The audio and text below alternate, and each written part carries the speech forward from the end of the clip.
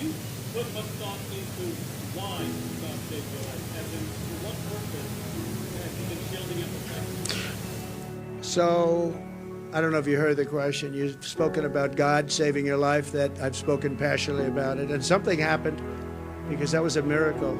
I never looked that way. The audience was massive and it was in front of me. I never have that particular graph. That was a graph on, as you all know now, that it's very, I think everyone knows it very well, but it showed the great numbers on illegal immigration. It was the lowest point we've ever had. And it was one that I use less than 20% of the time. It's always at the end of the speech, not at the beginning of the speech. And it's always on the left side, not the right side. And yet, for some reason, I called it. It's not on a teleprompter. I do things largely without a teleprompter, frankly, because it's hard to hold an audience if you're going to go for an hour and a half or 2 hours reading a script. And I just talked about it, and I moved to my right, turned sharply to my right, pew.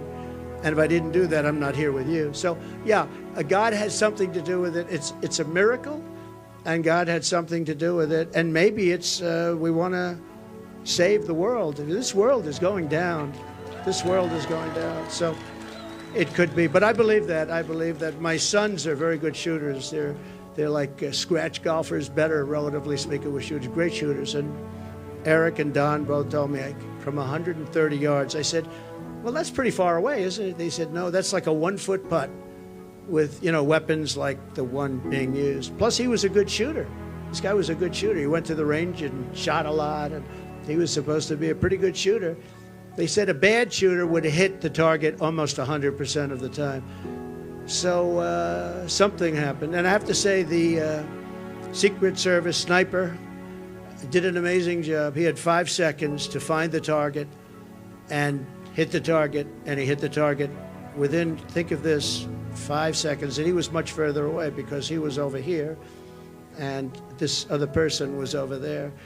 So you have to give credit. And I have to also say about the Secret Service, when I was hit, I knew it because when I touched, there was blood pouring all over my hand. I said, I guess I know what that is. And I was going down for protection. And they were screaming, get down, get down. There was bullets.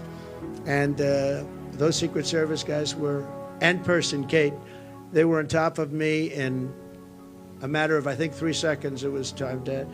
And bullets were coming out. I would hear the bullet. I didn't realize you could hear it, but now I know very well. Those bullets were going right over my head. They were there and very brave. There was nobody that said, I'm not going to be going there.